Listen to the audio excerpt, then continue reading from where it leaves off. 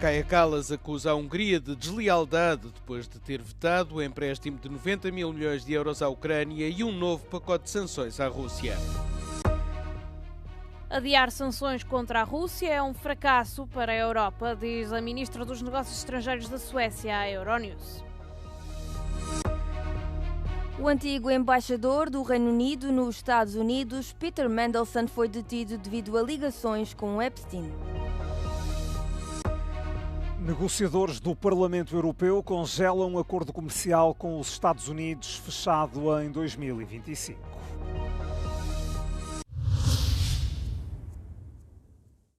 A chefe da diplomacia da União Europeia, Kaja Kallas, acusa a Hungria de violar o princípio de cooperação leal no bloco, depois de Budapeste ter decidido vetar um empréstimo de 90 mil milhões de euros à Ucrânia, devido à interrupção no fornecimento de petróleo russo à Hungria e à Eslováquia. It's really regrettable that the decision that all countries reached in the European Council, all the leaders, is now that there is now stepping back from this decision. It's not really in accordance with the sincere cooperation clause that we have in the treaties.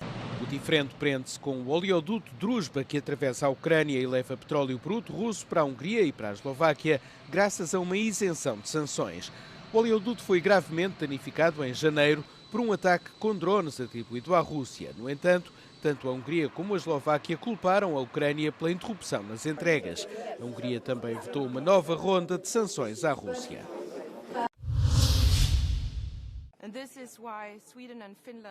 Adiar as sanções contra a Rússia é um fracasso para a Europa, afirmou a ministra dos Negócios Estrangeiros da Suécia, Maria Malmer Stenergaard, no programa matinal da Euronews Europe Today. As declarações surgiram pouco antes de a Hungria bloquear um novo pacote de sanções contra a Rússia pela segunda vez em 24 horas. Os ministros dos Negócios Estrangeiros da União Europeia reuniram-se esta segunda-feira em Bruxelas.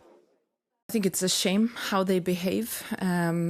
Every delay that we have in the adoption of a sanctions package is a failure for Europe. We need to increase the support for Ukraine. We need to increase the pressure on Russia, hence the sanctions. And I expect them to behave like Europeans today, but I'm not sure. O objetivo da reunião desta segunda-feira era aprovar o pacote a tempo de terça-feira, dia em que se assinalam 4 anos desde a invasão em grande escala da Ucrânia pela Rússia. Na semana passada, a Hungria e a Eslováquia anunciaram que iriam suspender as exportações de gasóleo para a Ucrânia, acusando Kiev de restringir deliberadamente o fluxo de petróleo russo através do oleoduto Druzhba. Esta medida corre o risco de complicar a unanimidade necessária entre os 27 Estados-membros para adotar novas sanções. O ministro dos Negócios Estrangeiros da Hungria envolveu-se numa discussão acalorada com os jornalistas ucranianos em Bruxelas. Budapeste vetou um empréstimo de 90 mil milhões de euros a Kiev e novas sanções à Rússia. O governo húngaro acusa as autoridades ucranianas de sabotarem o transporte de petróleo russo. Tomorrow we will mark the 4th anniversary of war in Ukraine, and we hear that Hungary plans not just to ban the sanction package but also the loan for Ukraine. As non-Hungarian European, I want to ask you why your country hates Ukraine so much and loves Russia so much. We don't hate Ukraine. The problem is that the Ukrainian state hates Hungary, and the Ukrainian state carries out an anti-Hungarian political approach for the last 10 years. Ukraine behaves in a very hostile manner towards Hungary. Please ask the Ukrainians why they have stopped the oil deliveries to Hungary. Ask the Ukrainians why they put the security of energy supply of Hungary into risk. Jornalista ucraniano perguntou a Peter Siarto por que a Hungria continua disponível para importar petróleo da Rússia. O governante alegou que é um direito soberano de Budapeste decidir onde compra energia. Um polícia foi morto e 2 ficaram feridos após a detonação de um dispositivo explosivo frente a uma estação ferroviária de Moscovo esta segunda-feira, de acordo com o Ministério Russo do Interior. Os vídeos que mostram os primeiros momentos após a explosão estão a circular nos canais russos do Telegram. O Ministério identificou o polícia morto como um tenente de 34 anos, inspetor sénior da Polícia de Trânsito, que ingressou na força em 2019, deixa mulher e 2 filhos. Segundo o comunicado das autoridades, o autor do atentado, que também morreu, tinha como alvo um carro da Polícia de Trânsito. A polícia estava a patrulhar uma zona a norte do centro da cidade, perto da estação Saviolovsky, quando uma pessoa desconhecida detonou um dispositivo não identificado. A explosão ocorreu pouco depois das 21 horas locais, na segunda-feira. Os possíveis motivos ainda não foram determinados.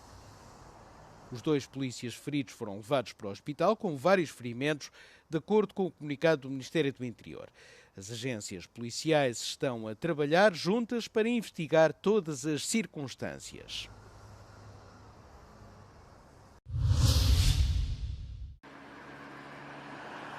O antigo embaixador do Reino Unido nos Estados Unidos, Peter Mandelson, foi libertado sob fiança após ser preso por uma investigação de má conduta relacionada com as suas ligações com Jeffrey Epstein. A Polícia Metropolitana de Londres disse num comunicado divulgado pouco depois das 2 da manhã de terça-feira que um homem de 72 anos tinha sido detido por suspeita de má conduta no exercício do cargo público, mas que foi libertado enquanto aguardava investigação adicional. As autoridades acreditam que Mandelson passou informações confidenciais do governo a Epstein há mais de uma década. O antigo embaixador do Reino Unido foi preso dias depois do ex-príncipe André, da coroa real britânica, ter sido detido sob suspeita de um crime semelhante relacionado com a amizade com Epstein. Mandelson foi afastado do cargo diplomático em setembro, depois de e-mails revelarem que manteve contacto com o criminoso, mesmo após a sua condenação em 2008. Epstein foi condenado por crimes sexuais que envolviam menores. Os laços de Mandelson com Epstein, que se suicidou em 2019 numa prisão de Nova York, enquanto aguardava julgamento, ficaram ainda mais evidentes depois do Departamento de Justiça norte-americano divulgar milhões de fecheiros relacionados com o caso Epstein no mês passado. Os eurodeputados decidiram segunda-feira suspender o acordo comercial entre a União Europeia e os Estados Unidos. O Supremo Tribunal norte-americano tinha determinado na semana passada que algumas das tarifas impostas em 2025 por Washington são ilegais, o que levou Donald Trump a anunciar novos direitos aduaneiros de 15% sobre as importações. It's clear the legal basis has totally changed, and then we have the introduction of the new tariffs, which are totally different to the old tariffs. O acordo foi fechado em julho de 2025 por Trump e pela Presidente da Comissão, Ursula von der Leyen. Washington fixou tarifas de 15% sobre as exportações da União Europeia e a maioria dos produtos americanos que entram no bloco europeu ficou isenta de direitos aduaneiros.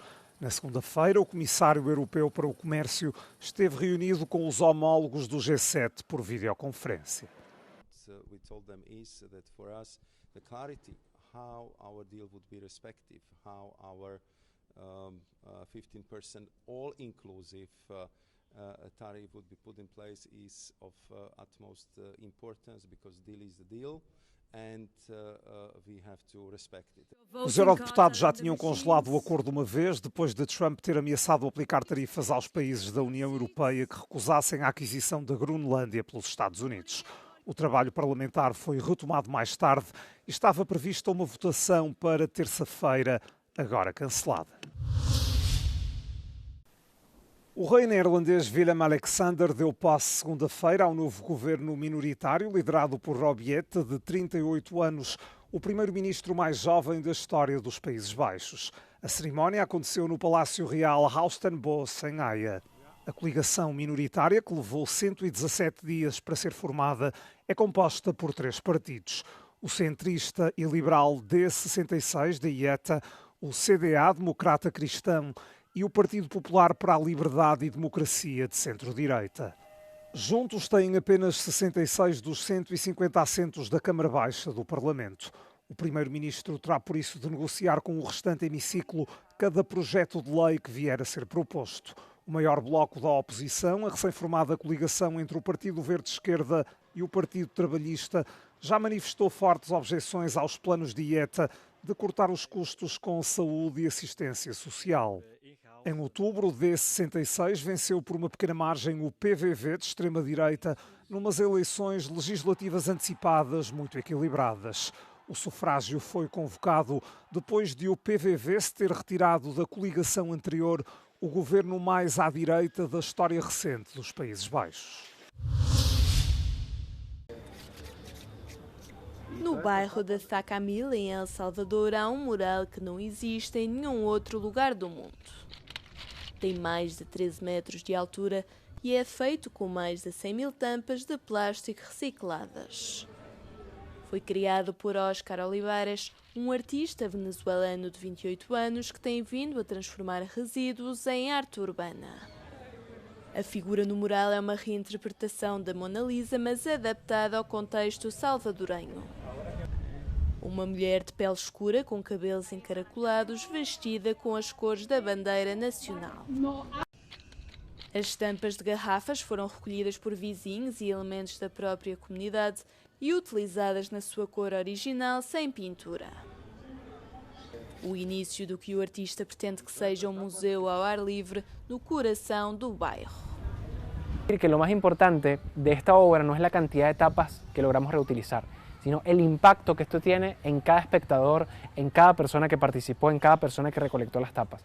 Porque ya eso logra que esa persona, que esa comunidad o que esas familias tengan una visión totalmente diferente de los residuos plásticos. Este não é o seu primeiro projeto deste tipo. O seu trabalho está já presente em 22 países, mas esta é a obra mais alta que Oscar Olivares já criou.